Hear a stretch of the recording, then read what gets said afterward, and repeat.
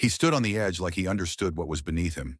A German Shepherd puppy, barely 5 months old, trembling on the lip of the Little Colorado River Bridge in Arizona. His paws curled around the concrete ledge as if it were the only thing holding him to this world. Wind ripped through the canyon and sent flecks of dust and fur spiraling into the sunlit air. Cars slowed, phones were raised, fingers pointed, but no one moved. His coat, black and tan, clung in tufts to his ribs, and one ear was folded strangely like it had never stood upright. But it was his eyes that stopped me cold. Wide, wild, locked onto nothing. I was 10 seconds too late. The puppy slipped. I don't remember throwing the door of my Jeep shut. Don't remember yelling. Don't remember the scream from the woman standing closest to him. Just the thunder of my boots on pavement and my own voice inside my skull saying, "He's gone." But he wasn't. I reached the railing just in time to see his tiny form caught miraculously on a mossy ledge of the support column 15 feet below. He was wedged awkwardly between a chunk of broken concrete and the slick, vertical face of the pillar. One wrong move and the river below would swallow him. I gripped the metal rail so hard it burned. Tourists around me gasped and murmured. Some already turned away, shaking their heads like the ending was written. But I saw something different. That pup, he wasn't trying to jump. He was trying to hold on. His back legs slipped and his body twitched violently to stay in place. He didn't give up, and I sure as hell wasn't going to either. My name is Ethan Ward. I'm a 43-year-old ranger here in Grand Canyon National Park. And that day I made a decision that had nothing to do with training, protocol, or common sense. I yanked off my utility jacket, tossed my radio to the asphalt, and began climbing over the rail. Someone shouted at me not to do it, but I couldn't look away from him. That German Shepherd puppy was still alive, and I was going to reach him. The metal burned hot under my palms as I swung one leg over the rail. Wind pushed against me like it knew what I was about to do and wanted to stop me. The support pillar was old, its concrete worn and slick from years of rain and sun. But I didn't care. That German Shepherd puppy was clinging to a ledge no wider than my hand, and his body was starting to shake harder. I could hear the river below now, angrier, louder. The Little Colorado wasn't deep here, but it was fast and violent. One slip and he'd be gone. I've seen what that water does to full-grown elk. A puppy wouldn't stand a chance. Voices behind me rose, panicked, confused. "Sir, stop. It's not worth it. It's just a dog." I tuned them out. I lowered myself onto the outer lip of the bridge, finding footing on a narrow beam, and started inching sideways toward the pillar. The heat from the concrete soaked through my shirt. My fingers scraped against the wall, finding any crevice to hold on. I couldn't afford to look down. The closer I got, the clearer I could see him. He was smaller than I thought, maybe 25 pounds. One paw hung limp, dangling over the edge. His tongue lolled sideways and his ribs rose and fell so fast it scared me. But his eyes, those eyes, never blinked. They were fixed on me, like he'd already chosen me as his last hope. The final few feet were the worst. There was no proper foothold, just a rusted bolt where a maintenance railing used to be. I jammed my boot against it and leaned out, stretching one arm toward him. He flinched and barked, a sharp, desperate sound that hit something deep inside me. "Easy," I whispered. "I'm right here, buddy." My fingers brushed his paw. Slippery, wet, he started to slide. Without thinking, I lunged. My hand caught the scruff of his neck. His body twisted violently in the air. In order, and for a second, I felt his weight shift against gravity. But I held on with both hands now. His claws scratched against the pillar, searching for something, anything to grab. I braced my knees against the concrete and pulled. That German Shepherd puppy locked his jaw around my sleeve like it was his last anchor on earth. And suddenly we weren't strangers anymore. His teeth clamped onto my sleeve with a force I didn't expect from something so small. I felt the tug straight through my arm as his body dangled midair, legs thrashing against the void. For a split second I thought the fabric would tear, that I'd watch him fall, helpless. But the canvas held and I wasn't letting go. Not of him. I twisted my body, grinding my boots against the pillar, anchoring my shoulder into the concrete. Bit by bit, I hoisted him upward, inch by inch, like dragging a rope through mud. His hind legs found the ledge again, barely, but his front paws scrambled wildly. He didn't understand. He just knew he wanted to live. "You're okay," I grunted. "I've got you." The sun beat down on both of us, sweat pouring into my eyes.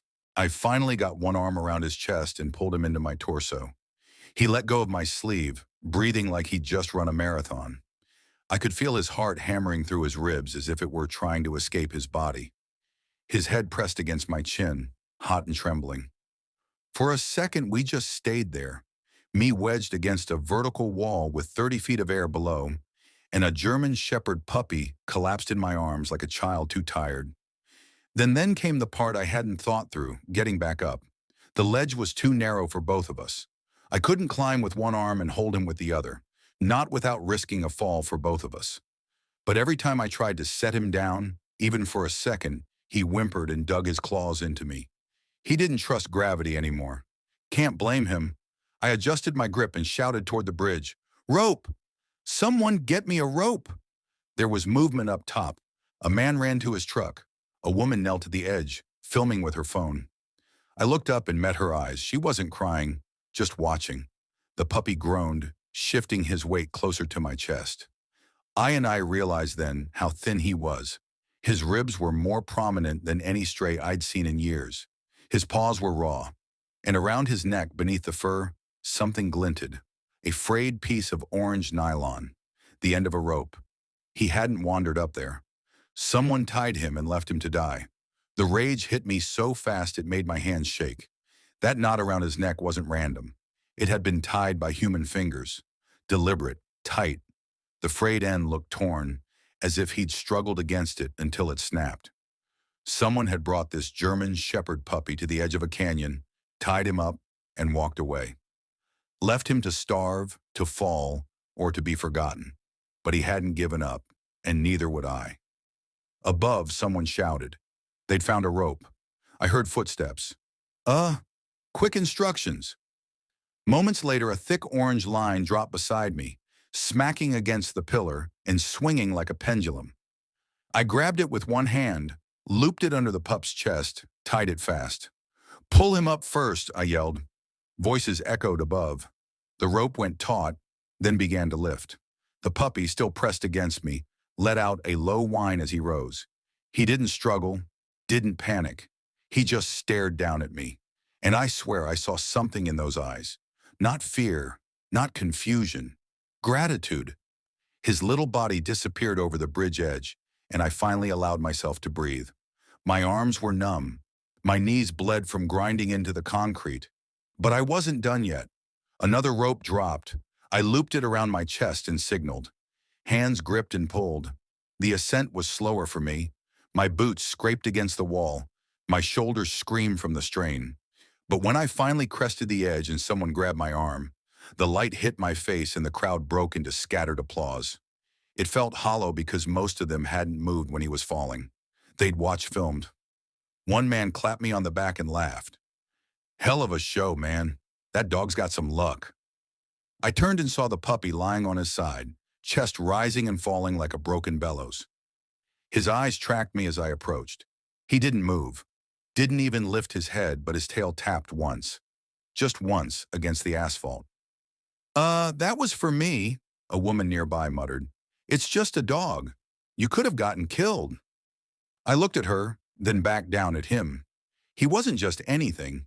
He was still alive, still fighting, and he'd just proven he mattered. He lay against my leg like he'd known me forever. That German Shepherd puppy, barely 5 months old, skin and bone, his paws torn raw, pressed his head into my boot like it was the only solid thing left in the world. I crouched beside him, ran a hand gently over his ribs, and felt the ridges of every bone beneath his fur. He didn't flinch. He just let me touch him like he decided somewhere during that fall to trust me completely. Around his neck, the frayed nylon rope still clung like a scar. I pulled out my pocket knife and cut it free. He blinked slowly, almost like a sigh. There was something heartbreaking about that moment, as if he knew what it meant, as if the weight of that rope had always been more than just physical. I scooped him into my arms, careful not to jar his legs. He didn't resist, just melted into me. People parted as I carried him back toward my Jeep, some filming, others pretending they hadn't just stood by and watched him almost die. A young girl stepped forward, maybe 8 or 9. Her hands were clutching a tourist map, and her eyes were locked on the puppy. "Is he going to be okay?" she asked softly. I nodded. "Yeah, he's a fighter." She smiled, then did something that nearly broke me. She reached out and gently touched his paw. He didn't pull away. Back at my Jeep, I spread out an old canvas blanket from the back seat and laid him down. He curled instantly, tucking his nose under his tail, but kept one eye on me. Just one, as if to say, "Don't leave me." "I'm not going anywhere, Atlas," I said. I don't know why I called him that. It just came out. Maybe it was the way he carried that moment, like he'd held the weight of something enormous on those trembling shoulders. Like he'd survived what no puppy should ever have to survive. Atlas, it fit. I reached under the seat, pulled out my emergency water jug, and poured a little into my palm. He sniffed it, then licked slowly, weakly, but with purpose. As he drank, I noticed something else. A thin scar along his hind leg, half healed, not fresh, not new, which meant the bridge wasn't the beginning of his story. Someone had tried to break him before and failed. Atlas was still here, still breathing, and I was going to find out who had thrown him away like a thing. But first, I was going to make sure he knew he was never going back. The sky was blazing clear as I drove south toward my ranch. Atlas lay curled in the passenger seat, wrapped in the canvas blanket, eyes barely open, but watching every turn of the road like it mattered. He didn't whimper, didn't move much, just breathed in quiet, measured rhythms like he didn't quite believe he was safe yet. Every bump in the road made me flinch. I glanced down at him more than I watched the road. His body was so light, I kept checking to make sure he was still breathing. His fur smelled like dust and river water, and something else, something old, like a place forgotten. We passed the trailhead turnout, then the overlook, then a line of shops at the edge of town. I pulled into the REI store on instinct. It was dumb, maybe, but I couldn't bring him home empty-handed. Inside, the air conditioning hit like a wall. I moved fast, grabbed a dog sleeping bag, a thermal blanket, one of those padded folding beds they market for outdoor adventures with pets. I tossed in a collapsible bowl and a pair of little booties I knew he probably wouldn't tolerate. The cashier was a tall kid with a name tag that said Joey and a face full of freckles. "Camping with your dog?" he asked, grinning. I hesitated, then nodded. "Something like that?" He scanned the sleeping bag and looked out the window toward the Jeep. "That pup's a fighter." I stopped. "How'd you know?" Joey shrugged. "I saw the video. He was on the bridge, right? That was you." Of course, it was already online." I just nodded.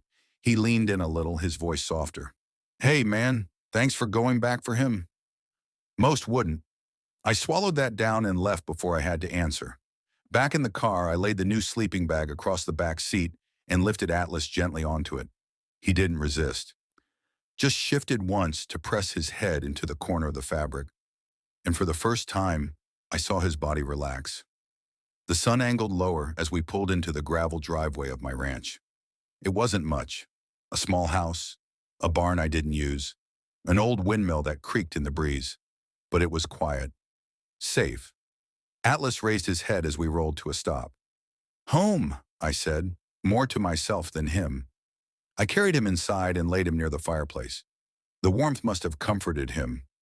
Yeah, because he gave the smallest sound, a kind of breathy sigh, and closed his eyes. And in that stillness, in that little moment of peace, something hit me. That German Shepherd puppy had fought for his life on a bridge where no one helped him. He didn't cry out for attention. He didn't panic. He held on. Now it was my turn to hold on for him. It was the sound that woke me, a low, trembling whine. Not loud, not panicked, but enough to pierce through the quiet of my house and pull me off the couch in the dark. The fire had burned low. Shadows danced along the wooden walls. I followed the noise barefoot, heart thudding. Atlas. Atlas wasn't asleep anymore. He was standing or trying to, legs stiff, tail low, staring at the front door. His ears were pinned back, and that sound kept leaking from his throat like a memory he couldn't shake. I crouched beside him, laid a hand gently on his shoulder. Hey, it's okay. You're safe now. He didn't look at me, just kept staring ahead, not at the door, through it like he was waiting for someone. Then it hit me. He wasn't just scared. He was searching, and dogs don't search for nothing. My breath caught as I remembered the nylon rope, the frayed end, how it hadn't looked like a leash, but something makeshift, like someone had tied two things together and only one broke free. Were you alone up there? I whispered. Or did someone leave you? Both? Atlas let out a whimper and paw at the door. Once, then twice. Weak but deliberate. I opened it. Cool desert air swept in, carrying the scent of juniper and dust. Atlas stepped forward, legs shaky, nose twitching, furiously as he sniffed the wind. Then, without warning, he turned and looked straight at me. That look, it wasn't confusion. It wasn't fear. It was a question. Something in my chest clenched hard. I grabbed my boots, keys, and a flashlight and gently helped him into the passenger seat again. His head immediately pressed to the window, nose working the seams of the glass like he was tracking ghosts. We drove in silence back through the sleeping roads of town, headlights cutting across the sand. The bridge loomed ahead, still wrapped in yellow tape from the rescue. The canyon was quiet now, still. I parked. Atlas stiffened. He began to whine again, higher this time, more urgent. Then he pushed at the door with his paw. I let him out and he stumbled forward, nose to the ground, pulling me with surprising force toward the slope that led beneath the bridge. We moved slow, the beam of my flashlight bouncing across rocks and thorn brush. Every few feet he'd pause, sniff, then continue faster now, as if some invisible thread was tightening. And then he stopped cold, ears perked, breath frozen. Somewhere in the brush ahead, a soft rustle. Then a sound that shattered me. A second whine, thin, hoarse, and unmistakably young. Atlas turned to me, eyes wide. He had never been alone. I dropped to my knees so fast the flashlight flew from my hand. Atlas stood rigid beside me, his nose locked in one direction. Every muscle in his small frame trembling with alertness. His tail didn't wag. He didn't move. He just stared into the brush like his heart was tethered to something inside it. And then, barely audible over the wind, came the sound again. A weak, broken cry, high-pitched and fading. Not loud enough to call for help, just enough to say, "I'm still here." I crawled forward, pushing aside thorny branches that scratched across my forearms. My flashlight rolled in the dirt behind me, its beam casting wild shadows. Atlas stayed back, but he let out a low, urgent bark that cracked halfway through. And then I saw her. Curled beneath a juniper bush, wedged between rocks, was another German Shepherd puppy. Same age, same black and tan coat, same frightened eyes. She was smaller than Atlas, thinner, her ribs sharper under the skin. One paw was bent at an unnatural angle. She didn't lift her head. She didn't have the strength. "Oh my God," I breathed. "Nova." I don't know why that name came to me. Maybe because she looked like the fading light of a dying star. Fragile, beautiful, barely holding on. But when I whispered it aloud, "Nova," her ears twitched. Atlas whimpered behind me. I moved slowly, gently sliding my hands beneath her tiny frame. She didn't resist, didn't even react. Her eyes stayed half-lidded, her breath shallow. I could feel how cold her body was, how close she was to slipping away. I wrapped her in my flannel overshirt and turned to Atlas. He approached in slow steps, then stopped just inches from her. He sniffed her face, then her ears, then did something that stopped my heart. He laid down beside her and pressed his body to hers. He didn't move after that, didn't bark, didn't nudge, just gave her his warmth as if he remembered exactly what it felt like to be on the edge, to hang between survival and surrender. And now he was saying, "I'm here. Don't let go." I cradled them both in my arms and carried them up the hill, one step at a time, tears blurring my vision. The stars above us were scattered like promises. At the Jeep, I wrapped Nova tighter, turned the heat up full blast, and settled her into the back seat beside her brother. Atlas rested his chin on her side, his eyes never leaving hers. She blinked just once, but it was enough. Enough to say she was still fighting, and enough to tell me I wasn't done saving them yet. I drove like the road didn't matter. Every mile between the canyon and my ranch felt like a thread pulling tighter. Nova lay curled on the back seat, her body barely rising with each breath. Atlas wouldn't leave her side. Not for water, not for treats, not even when I called his name. His nose stayed pressed to her fur as if he believed his warmth alone could anchor her here. The vet clinic in town was closed. It was after midnight, so I did the only thing I could. I took them home. The second we got inside, I cleared a space near the fireplace, laid down the padded sleeping bag from REI, and gently unwrapped Nova from my shirt. Her eyes fluttered, her mouth opened slightly as if to cry out, but no sound came. Atlas curled around her again. I knelt beside them with a bowl of warm broth I'd thrown together in a panic. Chicken stock, rice, bits of boiled carrot. Atlas licked at it slowly. Nova didn't move. My hands shook as I dipped my fingers into the bowl and touched a drop to her lips.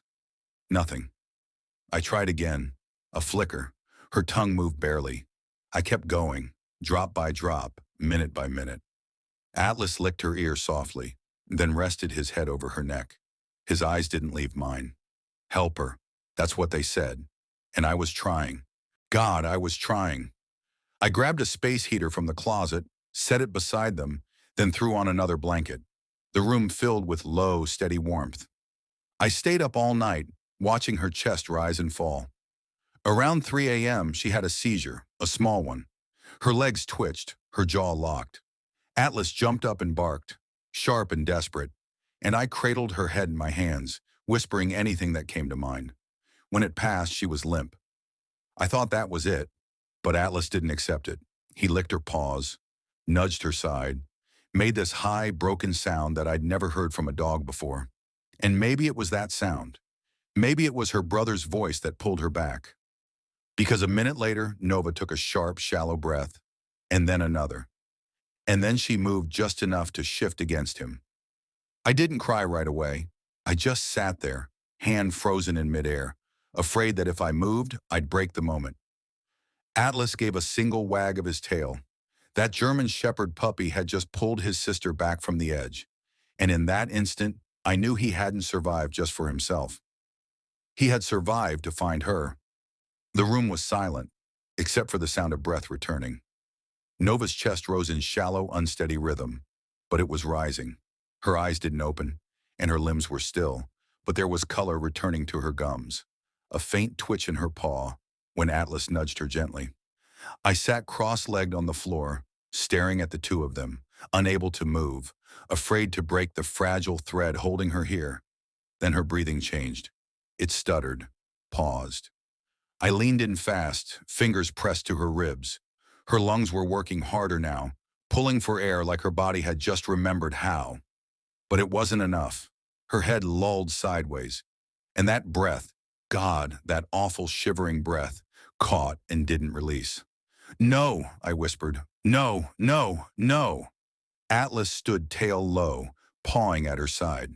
I scooped her up, wrapped her in a blanket, and ran to the gear cabinet by the door.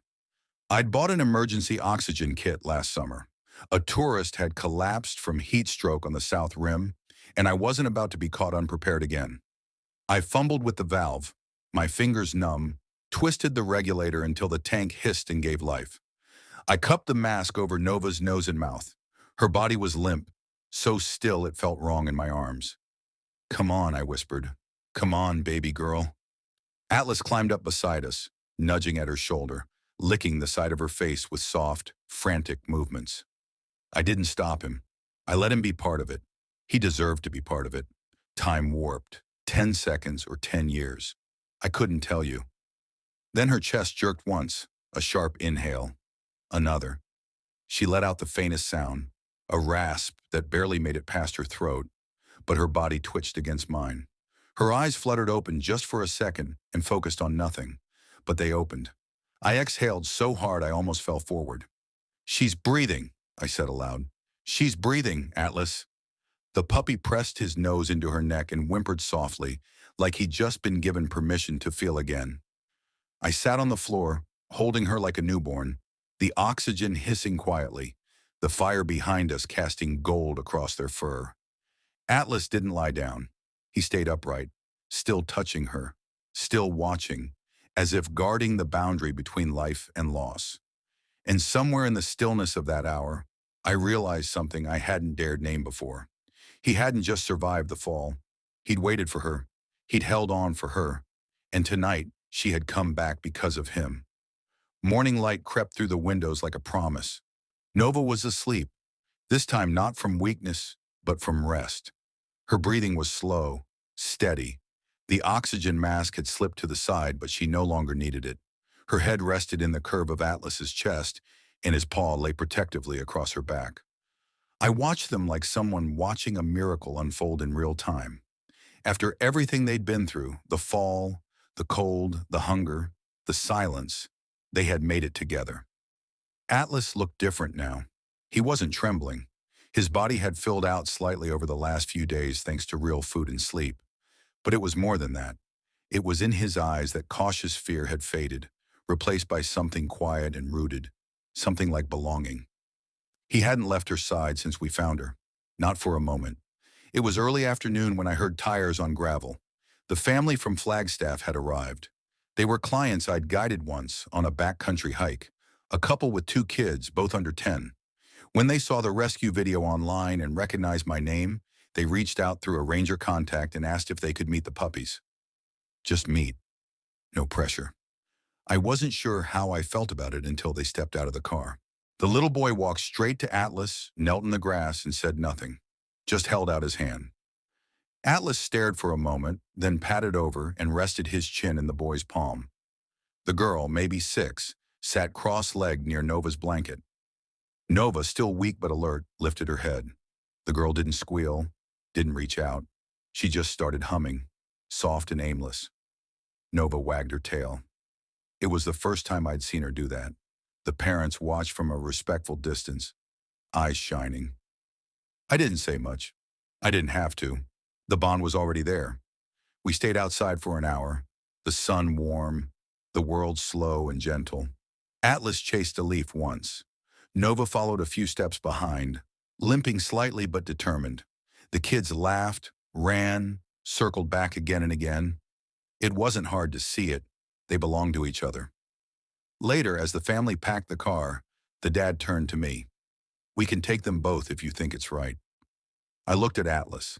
He was watching me with that same steady gaze, the one I'd first seen on the bridge, the look of someone who understands more than he should. "You okay with this?" I asked. He stepped forward and pressed his head into my thigh. That was all the answer I needed. I helped lift Nova into the back seat, then turned to Atlas. He leapt up on his own and lay down beside her, their bodies curling in the same mirrored shape they'd held that first night by the fire. The kids buckled in. The engine started, and just before the car pulled away, Atlas turned his head to the window and met my eyes one last time. Not with sadness, with trust. Like he knew the world wasn't such a cruel place after all. I still think about them, Atlas and Nova. Every time I drive over that bridge, I glance down at the water, the jagged rocks, the support pillar where he held on. I remember the silence before the fall, the helplessness, the way the world just kept spinning while a German Shepherd puppy clung to life alone. And I remember how that same puppy refused to let go. Not of the ledge and not of hope. He didn't just survive, he endured, so he could find her. Nova survived because Atlas believed she was still out there, and she fought her way back because someone cared enough to look. Their bond saved them both, but it only had a chance because someone stepped in. That's the part I can't shake. It wasn't grand. It wasn't scripted. It was one decision in one moment. Don't turn away, do something. I didn't change the world, but I changed theirs. And that's what rescue really means. It's not just about saving animals. It's about what they show us in return. Resilience, loyalty, forgiveness.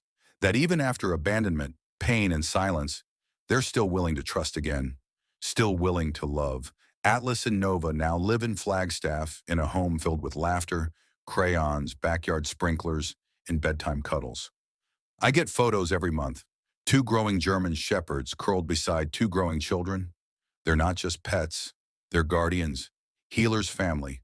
And when I see their eyes in those pictures, I don't see the canyon anymore. I see everything that came after. This little guy's journey from abandonment to rehabilitation shows how important nonprofit rescue groups really are. Caring for a rescued puppy is more than love. It's responsibility. It's pet care. Every share, every comment, every voice helps make sure dogs like Atlas and Nova aren't left behind again. If this story touched your heart, please like, comment, and share. Your support helps bring the next puppy home. Don't forget to subscribe.